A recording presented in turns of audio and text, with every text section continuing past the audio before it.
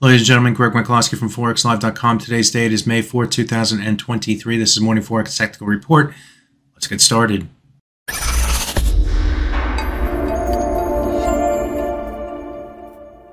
We have technicals driving the market, but we also have fundamentals. We have the Federal Reserve raised rates by 25 basis points yesterday to 5.25%.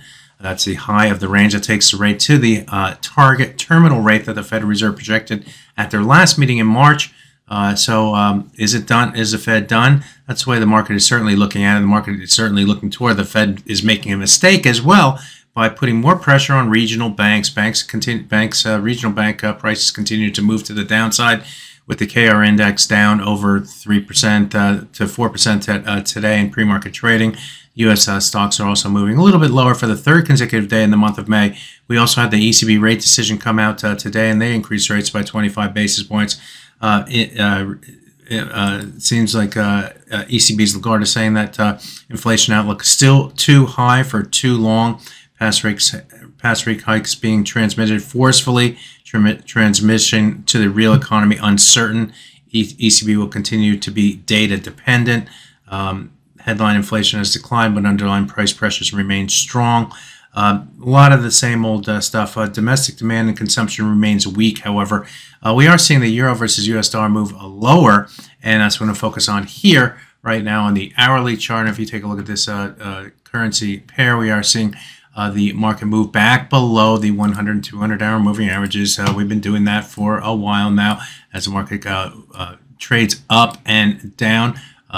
Trading range looks like this. To the upside, to the downside, to the upside, downside, upside, downside, upside, downside, and with the 100 and 200 hour moving averages in between those levels. So moving below those levels increases the bearish bias from a technical perspective.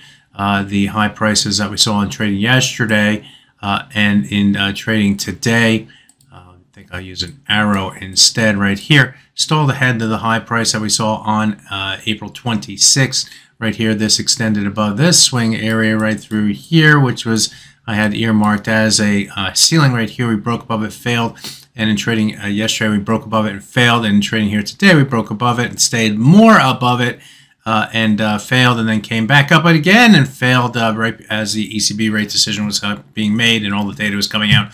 So we are seeing the sellers take more control in the pair day after the buyers took the price up on the Federal Reserve hike. So kind of goes backwards, I guess.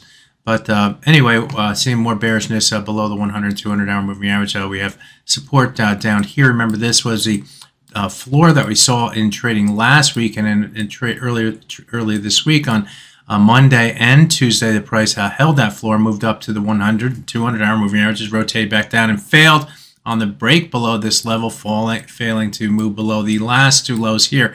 So the pattern remains the same here, folks. The price is going to need to get above the 100 and 200 hour moving average to increase the bullish bias for this currency pair. Let's take a look at the dollar versus yen, and we're going to look at the 4-hour chart. Why the 4-hour chart showed this resistance area up through here, which was broken, and then it became support, and then we became resistance again right through here. And in trading this week, the market moved above both that swing area and the 200-day moving average. That's the green line in this chart. Stayed above there for a number of hours, and then you can see when they fell back below this level earlier this week, the selling continued.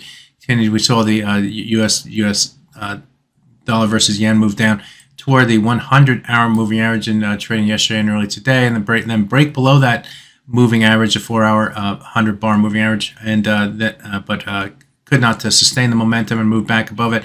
Currently back above that moving average of 134.49. As long as the price can remain above that level, that is going to give the buyers a little bit more confidence. Watch this area right through here.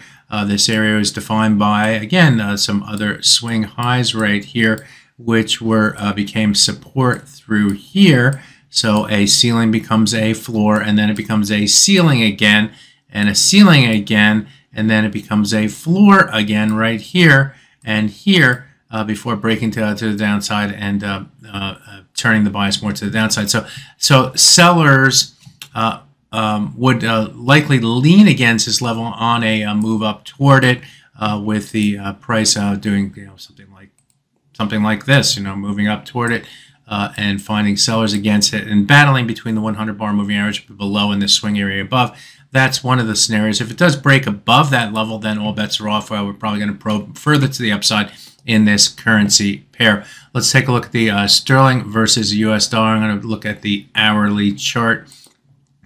And if I take a look at the hourly chart, what we did do is move above the high price that we saw here from last week's trading, Friday's high. We failed, rotated to the downside, moved back above it and trading here today. Failed again, moved back above it and failed again. So we are trading back lower. We are looking toward this high price going back to, this was a high price that sent this pair sharply to the downside at 125.46. If we break below that level, then we have traders looking toward the rising 100-hour moving average, and we'll look for that level on the downside. Let's take a look at the daily chart in this, and what we see up here near the high prices that we saw yesterday and today was the price starting to hit this swing area, going back in time all the way back to 2022 levels here, where the market had ceilings, and then we moved to the downside. We haven't been to that level until, well, this week, where the market started to move up toward that 126 level. 125.98 to 126.65 is this swing area where the market used that level as a ceiling. So keep that in mind around the 126 level. Again, if we go back to the hourly chart, the high price that we saw in trading yesterday and, well, today came up near the 125.93 level, just short of that 126 level on the top side. So there you have a look at some of the major currency pairs. My name is Greg Mikulowski. Good fortune with your trading. Bye-bye.